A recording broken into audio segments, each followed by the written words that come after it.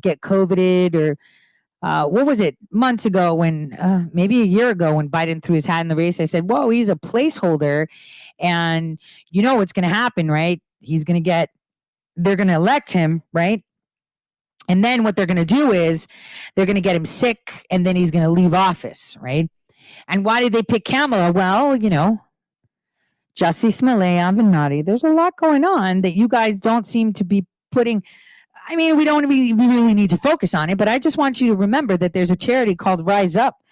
And I was tweeting about it with my now defunct radio account, Rise Up, where there's pictures of Jussie Smollett with Kamala Harris, and how there's some other investigations looking into that. The reason they ran these two was to block certain investigations. And remember, with the Jussie Smollett, we have Tina Chen and the Obamas involved.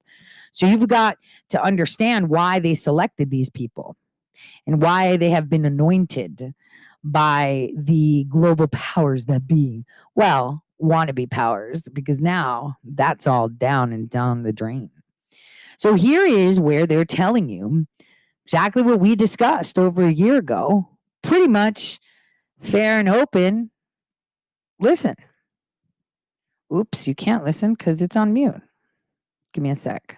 With she's because but all kidding aside, the first lady to be told me she holds them for you. Yes, she does, but not with she's because she and Kamala have become friends. Yeah. But all kidding aside, it's a matter of the thing. We are simpatico on our philosophy of government and simpatico on how we want to approach these issues that we're facing. And so I don't have, and when we disagree, it'll be just like, so far it's been just like when Barack and I did. It's in private. She'll say, I think we should do A, B, C, or D. And I'll say, I like A, don't like B and C. Mm-hmm. And it's go, okay. And I told Barack, if I reach something where there's a fundamental disagreement we have based on. Wait a minute. Listen carefully to what he said. Like I told Barack, why is he telling Barack anything? Barack is literally a nobody right now. He's a potentially retroactively impeached SOB with a legacy that's a big turd. Why is he telling Barack anything? First question. Why is he telling Barack anything? Let's just rewind it to there. There's a fundamental disagreement we have based on a moral principle. I'll develop some disease and say I have to resign. We don't have that. We haven't, and we discussed at length our views on foreign policy, on domestic policy, on intelligence. And the great thing is she has a background in the Senate on intelligence, the Intelligence Committee. She has a background in the Senate on a whole range of things that are going to be pertinent to what we have to do.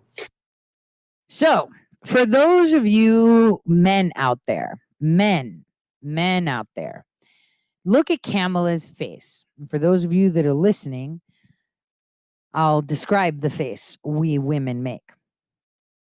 How many times have you been with your boyfriend, husband, or whatever at a restaurant and they say something like, I don't know, that's TMI, like, oh yeah, she totally dropped her panties for me, in a room full of people, or something completely inappropriate that's TMI, right? And what is it that we do? We purse our lips pissed, right? We're just like, oh my God, I can't believe you just said that. And it's like the purse lip face where you're just like, oh my gosh, when we get home, you're so fucked. Okay, that look and the strain she has in her neck muscles, she's pissed. Why? Because he just told the world that they've agreed that if she wants to go forward with something that he doesn't agree with, he'll get some anonymous disease and say he has to resign so that she can move on up. Like, he said that with his mouth, and you should see her face. So for those of you that are listening to this on iHeart, iTunes, or whatever other podcast, you really need to go to my YouTube, my Twitch, my DLive, Facebook, Periscope, wherever they allow me to still thrive. I will try to upload this to my main YouTube channel, which is the Tori Says Show. I have an alternate one called Tori Says News. I'm telling you guys, all you have to do is look at her face. Her eyelashes are like sticking out. Her face is all prudy. And oh my gosh, just listen. He literally told the world what their plan is and how he's a placeholder. Listen to that. And he discussed it. Get what?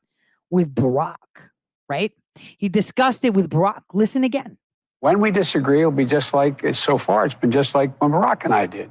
It's in private. She'll say, I think we should do A, B, C, or D. And I'll say, I like A, don't like B and C. Mm-hmm. And let's go, okay. And I told Barack, if I reach something where there's a fundamental disagreement we have based on a moral principle, I'll develop some disease and say I have to resign.